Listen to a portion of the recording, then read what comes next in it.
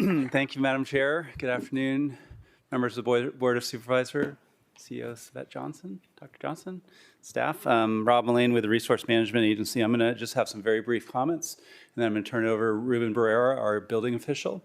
This is the 3-year cycle for updating the building code. So this came back, this was an item that came to you 3 years ago with quite a bit of amendments, local amendments. It's an opportunity to incorporate local amendments along with the state requirements into the building code. This time around, we were actually precluded from making very many changes to the building code, local amendments, because of state legislation that was recently signed by the governor. So it was really geared towards wildfire victims to give them a lower cost and more certainty in their rebuild efforts.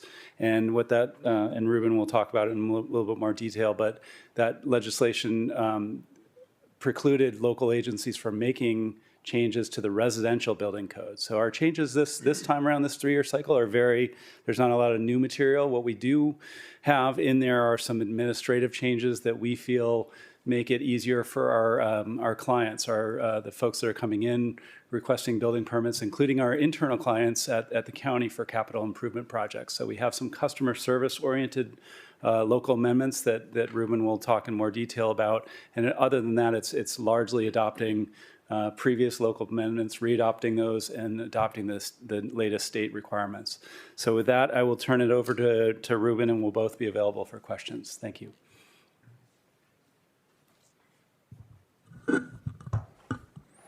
Good afternoon, Chair Pavin and members of the board. Good afternoon, Dr. Johnson. Yes, thank you, Rob. I'm here to present to you the updates to the Ventura County Building Code for 2025. And these updates, if adopted by your board, become effective in January 2026.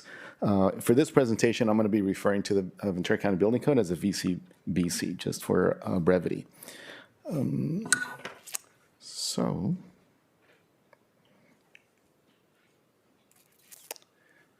the VCBC is the county's building code, and it regulates construction of all buildings and structures through state and local regulations. There are 2 sets of standards. One is state standards, which are formerly known as the California Building Standards Code, and the other is the local amendments that we adopt in Ventura County, which are also building standards, but they are the local standards or local amendments to the state standards. The code also provides guidance for the enforcement and administration of these standards and the building safety program through building safety and the building permit issuance process. And it applies to new building permit applications submitted on or after the effective date of January 1st. So what are building standards? Building standards are regulations that we use for the engineering design of buildings and structures, which include structural design, electrical and mechanical engineering design for building systems. It also includes the review and permitting process and procedures that we use to issue building permits. It also regulates the construction and materials used during construction, as well as installation and testing of fixed equipment in buildings. These standards also include inspection standards during construction, as well as the certification of these buildings when they are completed in the field. So what is the criteria that is required by the state for amending the state building standards? Well, there are 2 general criteria that we must follow in order to amend the state requirements. One is that the local amendment cannot be less restrictive than the state standard. And the second is that the amendment must address one of the following 3 local conditions: our local climate, our local geology, or our local topography. So both of these standards, 1 and 2, have to be met in order to amend the building code with a building standard. Will enforce more restrictive provisions of the state for buildings in those areas. And so any buildings that are constructed near those areas have to meet certain standards. Some of the proposed code revisions were not accepted, however, if they did not meet the state criteria for the local amendments, or if they did not meet one of the exemptions for the criteria that's provided under Assembly Bill 130. Quick question about, there was a comment from, I think it was from COLA, but I'm not sure who sent it, but they were talking about the term disturbed area versus area to be graded. Is that something you're addressing? Yes, we actually addressed that. We discussed that with the Public Works Department, who is a department, Public Works agency, and they have their General Services Department who enforces those provisions. They just happen to be in the building code. And the answer was that those provisions do not apply to farms, or they apply to development, and they included language there so that I think it's referred to as the area of the development. So to them, a development is a tract, a parcel map, or construction of, homes and things like that. It's not for farming. Okay, good. So it's clarified. Yes. Okay. Any other questions? Yes, actually, I did just wonder, is there any opportunity for us to do less than what the state requires? Okay, the answer is no. The state is very clear in the Government Health and Safety Code, government section, I can't remember the number of the section, but it is very clear that we cannot be less restrictive than the state provisions. We can only be more restrictive, and only in those cases where there is an existing local condition that warrants a more restrictive approach. So we have been careful to not do more than we should be doing in terms of code adoption language. And I appreciate that. I'm saying that I knew the answer, but I need you to say it because of our public needs to know that.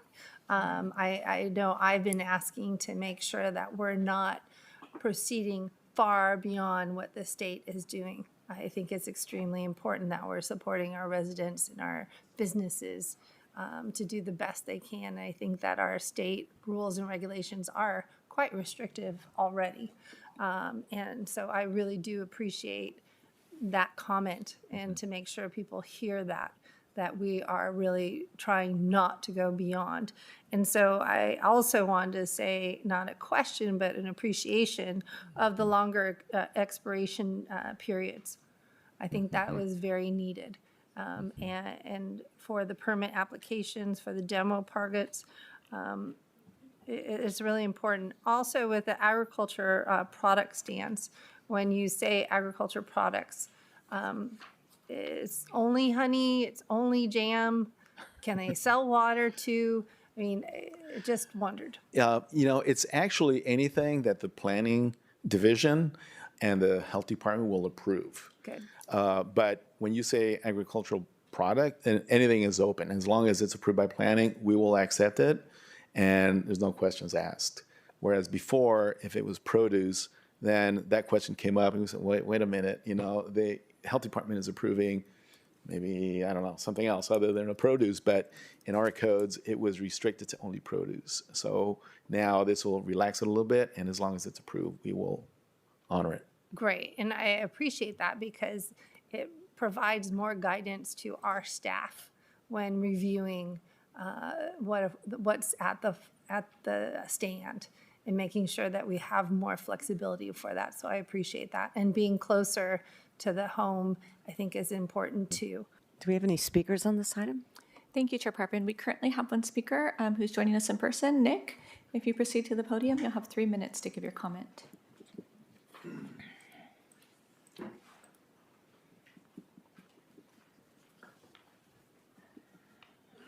Good afternoon.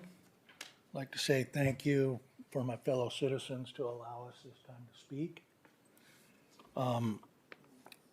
Ruben just did a really good presentation. Hundreds of local amendments have been approved by all of you over the last code cycles. They're all way more restrictive than the state of California requires. And they're all going to appears to be carried forward even after our state said, hey, you guys, we're not that special. Quit putting more regulations on your local farmers. It's not good. You're putting hundreds of regulations. Actually, it's really smooth because you don't even have to put them on now. All you need to do is rubber stamp what you've rubber stamped the last 3 code cycles. And I've been telling you this for 4 years. And you still want to carry all this stuff forward and dump it on us. I'm a citizen of Camarillo. I'm a farmer. You had a very poignant question. Why, if the area of disturbance doesn't apply to agriculture, and I got a citation under the building code from a building official using the title unlawfully called the Director of Public Works, who I've sent a cease and desist letter to and copied each and every one of you, and the other attorney, Tiffany North, never heard back. I'd take the fifth of them all if I were you guys too. I definitely haven't sent it to the doctor because I know she has a lot on her plate and she was new when I started this.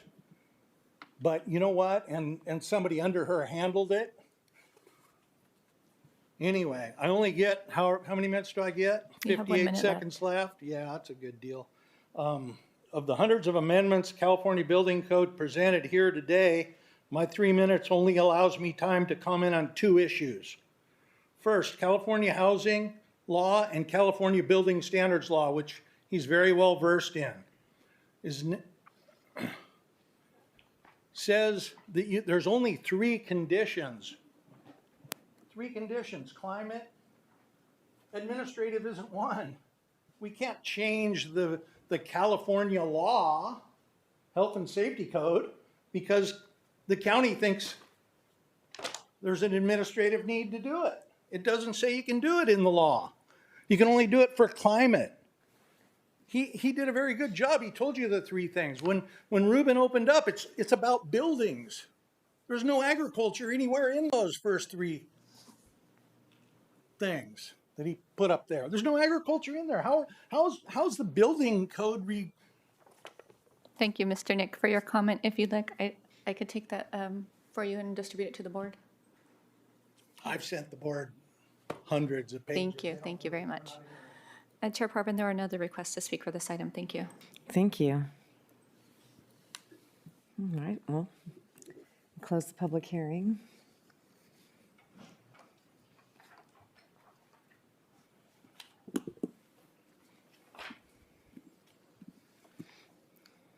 All right, item number 41, motion to approve staff recommendations has been moved by Supervisor Pavin, second by Supervisor Lopez. I will read the title of this ordinance into record.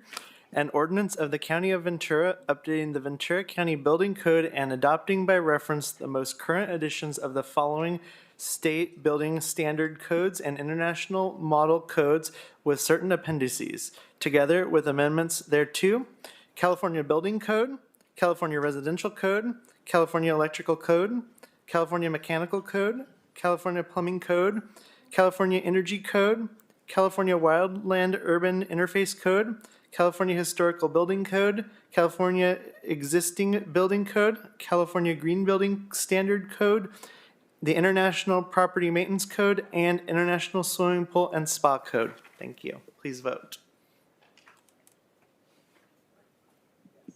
Oh, it's not cooperating again. Sorry about that. And that passes unanimously. Thank you.